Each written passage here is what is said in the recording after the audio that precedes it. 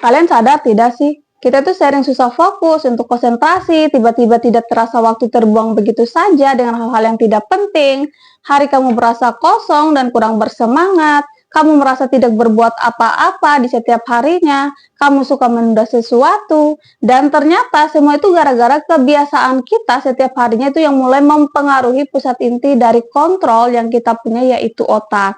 Nah, dalam istilahnya disebut brain rot atau pembusukan otak.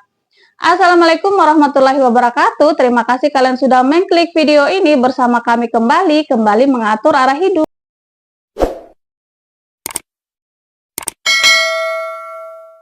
Brain rot atau pembusukan otak ini, kalau kalian belum tahu, ini adalah suatu kondisi di mana otak ini mengalami penurunan fungsi. Nah, fungsi dalam kemampuan berpikir, fokus, daya ingat. Nah, pembusukan otak ini disebabkan akibat paparan konten-konten, terutama kayak konten-konten receh, gosip, atau konten hiburan. Dan dampaknya itu tuh bisa melebar kemana-mana. Penurunan kemampuan untuk fokus, konsentrasi, bahkan ada penelitian itu yang menunjukkan adanya keterikatan yang signifikan antara waktu yang dihabiskan seseorang itu menatap layar perangkat elektronik atau disebut dengan screen time dengan peningkatan level kecemasan, depresi, dan stres. Dan kita bisa lihat gejala-gejala ini tuh di sekitar kita. Kalian merasa tidak? Belakangan itu kita itu jadi suka scrolling terus, bahkan di waktu-waktu yang cukup random. Dikit-dikit lihat handphone, lagi nonton TV pun kita bisa sambil scrolling.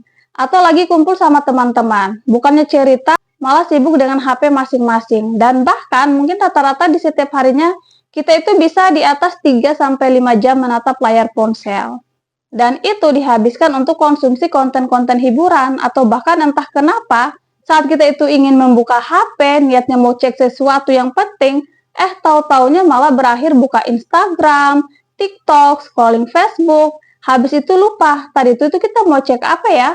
Memang kalau kita lihat dampak dari brain rot ini sangat relate dengan anak-anak zaman sekarang, karena basic konten di zaman sekarang itu sudah jauh berbeda dari zaman dulu. Ditambah dari segi algoritma, sekarang itu sangat diatur sedemikian rupa, untuk bisa selalu memberikan konten-konten yang selalu diinginkan, bahkan bisa buat kita berjam-jam nonton konten-konten yang tidak bermanfaat untuk kita, hanya untuk hiburan. Tapi untuk sekarang pertanyaannya adalah, kenapa itu bisa sebegitu kuat mempengaruhi otak kita, menimbulkan dampak-dampak negatif yang terjadi, entah dari fokus, konsentrasi, daya ingat yang menurun, bahkan sampai mempengaruhi mental kita, kecemasan, depresi, stres. Nah, untuk bisa menjawab itu semua, kita itu harus mampu memahami terlebih dahulu mekanisme kerja otak kita. 4 cara otak kita bekerja. Jadi gini, hal yang harus kita pahami dulu, pertama, otak kita itu memiliki yang namanya sistem hadiah. Jadi, ini adalah sistem alami yang bikin kita merasa senang dan termotivasi saat melakukan hal-hal yang bermanfaat seperti olahraga, belajar, atau baca buku. Semua itu mengaktifkan dopamin yang buat kita merasa puas dan ingin melakukan aktivitas itu lagi. Nah, di era teknologi sekarang, sumber dopamin ini bisa diaktifkan dengan cara yang lebih mudah dan cepat. Scroll TikTok, buka Instagram, nonton gosip, tinggal geser jari langsung bisa dapat kesenangan instan. Lalu masalahnya di mana? Nah, masalahnya adalah otak kita itu pada dasarnya suka dengan hal-hal yang cepat dan efisien, tapi tidak mengetahui hal itu sebenarnya baik bagi kita atau tidak. Ibaratnya otak kita itu kayak bilang, ternyata ada cara yang lebih gampang loh dan cepat buat dapat kesenangan tanpa harus capek-capek belajar atau olahraga. Itu apa? Scrolling itu yang memberikan kesenangan secara cepat dan mudah. Inilah yang akhirnya bisa mengubah sistem lama menjadi sistem baru. Sistem motivasi alami kita yang tadinya otak kasih hadiah, perasaan senang setelah kita capai sesuatu yang berarti, sekarang perasaan senang itu bisa datang dengan cukup scrolling aja, tidak ada perjuangan apapun. Nah, itulah yang membuat kita tuh jadi malas untuk melakukan hal-hal yang lebih berat, yang lebih penting untuk hidup kita. Kedua, otak kita itu punya suatu mekanisme untuk kabur dari realita. Misal, kayak kita lagi stres kerja, merasa insecure, atau lagi patah hati, bad mood.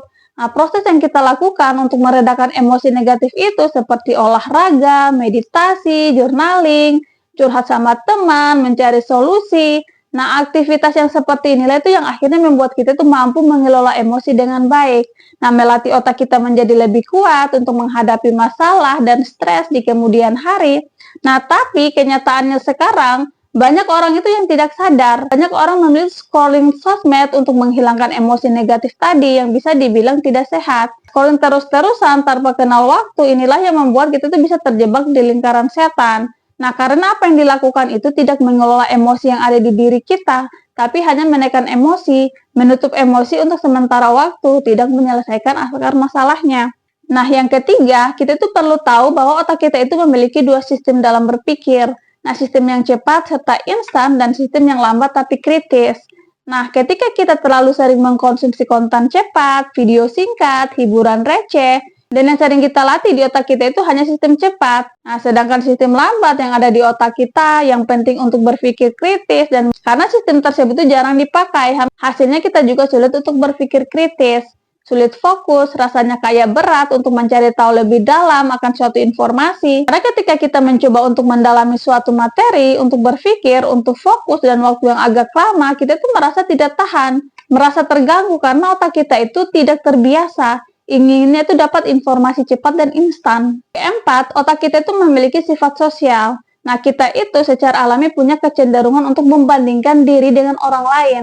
Semisal, seperti di kelas, kita itu bisa membandingkan diri kita dengan teman kita yang lebih pintar.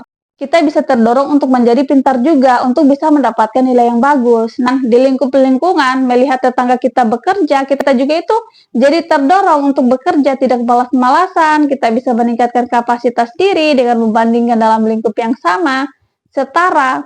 Tapi di era sosial media, kita tidak lagi membandingkan secara setara, melainkan sekarang bisa membandingkan diri dengan ribuan jutaan orang di dunia yang menampilkan tuh versi terbaiknya di sosial media, bahkan dengan orang yang tidak kita kenal, tidak kita tahu latar belakangnya.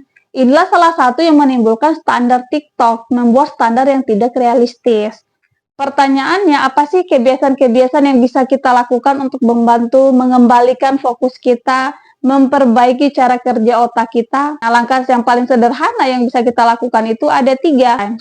Membatasi screen time. Nah, penggunaan sosial media, mengonsumsi konten-konten receh, coba diatur dengan menentukan jadwal waktu untuk kita menggunakan sosial media.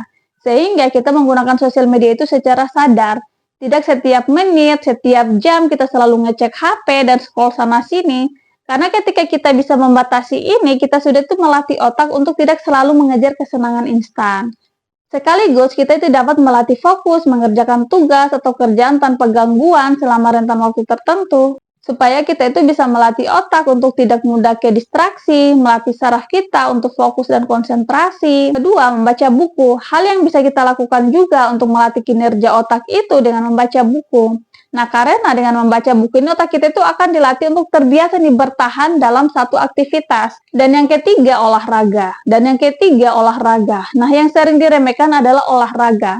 Dari olahraga akan membuat kualitas tidur yang lebih optimal. Nanti dari tidur yang cukup itu membuat kondisi mental dan regulasi emosi itu jadi stabil dan bisa menghasilkan keputusan-keputusan yang baik.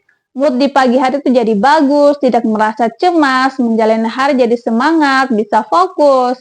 Nah, kita kembali mengatur arah hidup.